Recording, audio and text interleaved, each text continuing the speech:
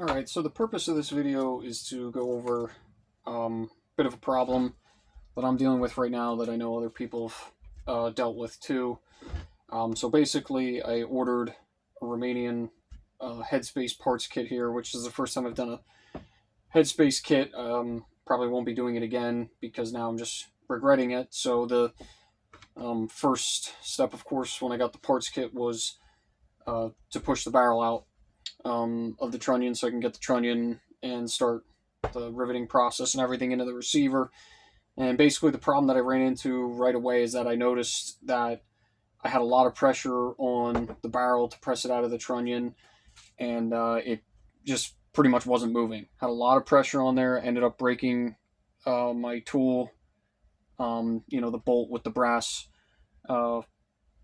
basically washer. I can't think of the proper term, but you get it from AK Builder, and the bolt just kind of blew out right through the threads.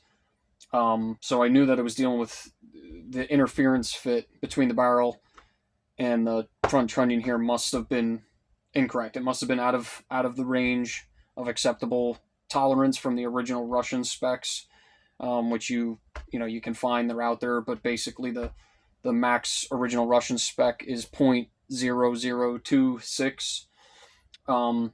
So I knew that with how much force I had on my press, I knew that I have not dealt with one that was in there this tight.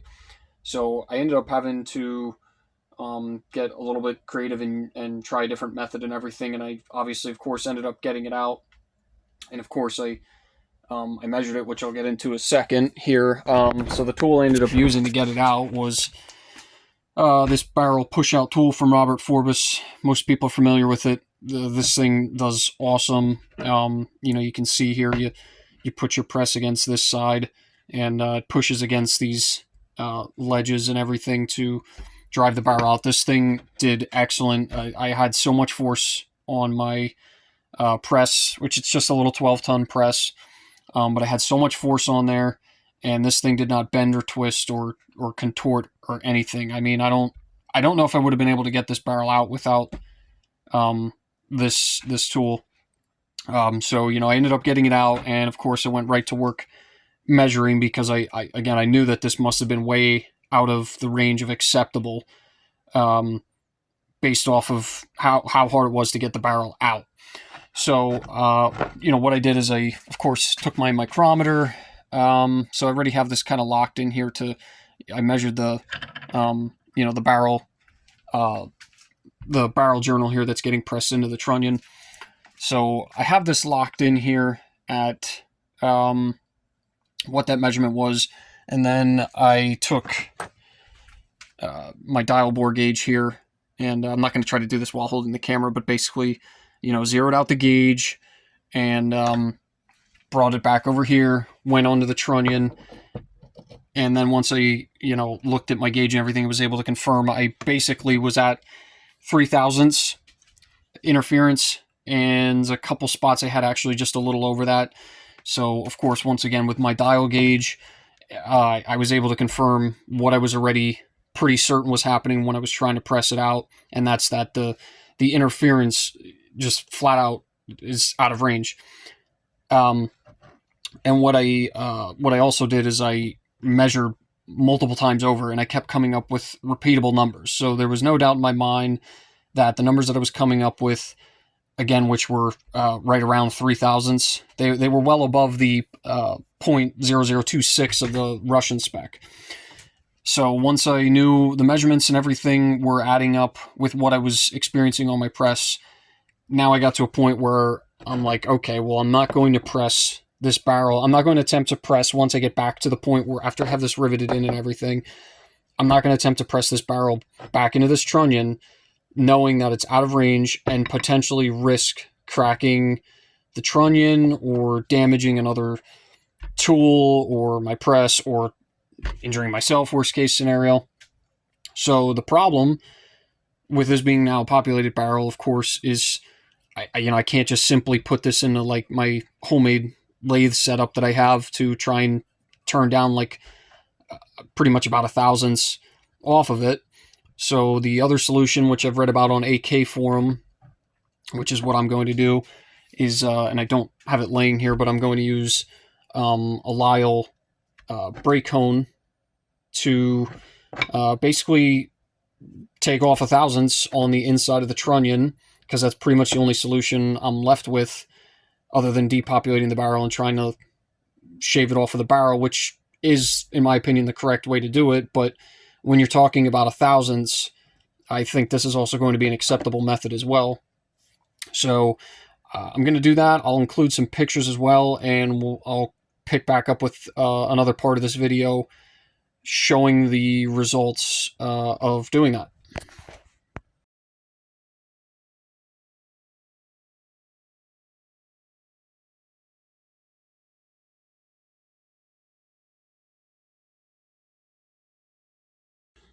Alright, so update after using the brake hone on this trunnion. So this is the brake hone that I was talking about. Again, it's a Lyle brand one. I guess, it doesn't matter what brand or whatever, but you can get these in store. You can get these on Amazon. This one's pretty much spent now. I'll have to get a new one or replace the heads on these if I want to use this. If I would have to use it again. So, I don't know if the camera really picked this up nicely, and it probably won't, but it gave a really nice finish on here. I was kind of surprised. I'm not sure what the grit is on those heads, but I'm thinking it's probably around 300 grit, because it's actually a pretty nice finish in the inside here. So this trunnion, when I started working on this after I pressed the barrel out, this was definitely not a perfect circle, and I don't know if it was like that because the last person that pressed the barrel in, that was way too tight of an interference fit, if they stretched it out, and egged it out essentially, or it's a Romanian parts kit. I don't know if it was like that when it was manufactured. I'm not sure. All I know is when I measured with my dial bore gauge, it was very clear that this was not a perfect circle.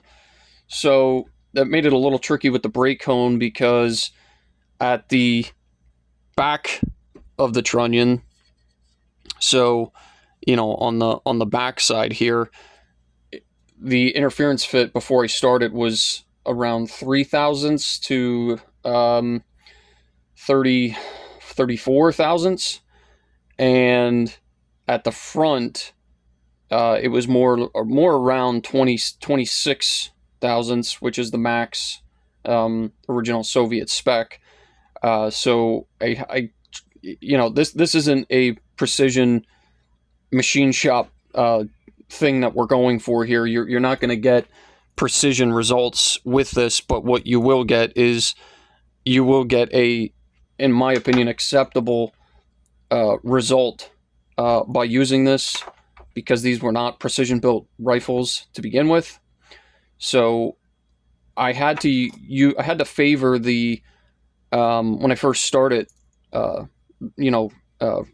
sanding this out, I had to favor this towards the back of the trunnion, towards the inside here. I had to favor it towards the inside first to try and knock down some of the material back here, and then come back to the front, and essentially then I had the entire length of these heads inside of there to kind of try and finish the whole more uniform, and it worked out pretty decent. So now at the front here, I'm just a hair over 1/1000ths of an interference, and at the rear it's about 2/1000ths, and at one spot it's like more like 25 thousandths. Again, you're not going to be able to correct that with this method, but you will get this to be to a point where it's completely acceptable for what you're trying to do. So this did work out really well. So again, I don't think there's really any reason to I'm sure everybody watching this will kind of understand the concept, but you're just gonna chuck this up into your drill. And of course I didn't have this riveted in, so what I did is I put this over in my vise, and I had it kind of facing facing downward like that, and put some cutting oil on here, and you understand what we're going for here. Put it down in there, spun it. It was definitely you got to take your time, keep taking it back out, cleaning it, and re-measuring to make sure you don't take too much material off. So again, it worked out great, and I might try to include or do an update on how nicely it presses in. But bottom line is I remeasured this with my dial bore gauge a bunch of times, and once again got repeatable numbers, so I know the dial bore gauge isn't going to lie. I basically took off about 1/1000 of interference, which is exactly what I wanted to do. So I'm sure that the barrel is going to press in a lot better. So for any of you guys watching, this is definitely, in my opinion, an acceptable solution for if you're in a situation like this. Of course, the better, more correct way to do it is to turn down the journal on the barrel itself to get your proper interference fit. But again, in this situation where this kit I bought as a headspace kit, and unfortunately the person that pressed this in, I don't know if they didn't really measure or they thought it was acceptable, but there was way too much interference and it was way too tight. So now I was stuck with the situation of, well, I would have to totally depopulate this barrel to turn this down, versus when we're just talking about trying to take 1/1000 off. This, in my opinion, was definitely an acceptable solution, and it worked out really well. And we'll see how it goes when I go to press the barrel back in. So that's it, and I'll try to give an update on how that presses in when I get to that part. All right, so here we are with the follow-up. I got it set up in the press here, and I got to press in a little bit of the way just to kind of get it started. But so far it's going in really nice, so we're just going to get right to it and just keep going with this and see how smooth it goes in. So not a lot of pressure on the handle right now. This feels real good.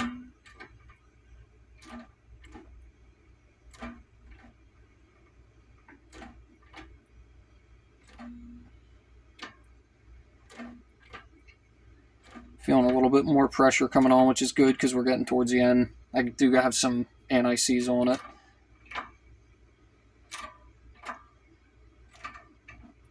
A little bit more pressure. And almost, it's just about there, probably where the barrel pin notch will be lining up. So, yeah, it's pretty close there. We'll give it one more. And I'll stop it right there because I'm not going to try to line that up while having the camera on. But yeah, that went in really nice. There wasn't any skipping or popping, jumping on the press, which is can make that really annoying. That's usually the way I set up the interference fit. That's usually the way they press in, which is really nice when you're, just using the, no high-end tools or anything like that. So, yeah, that worked out really well, and I'm going to turn the camera off here and finish lining up this barrel pin notch and put the barrel pin in.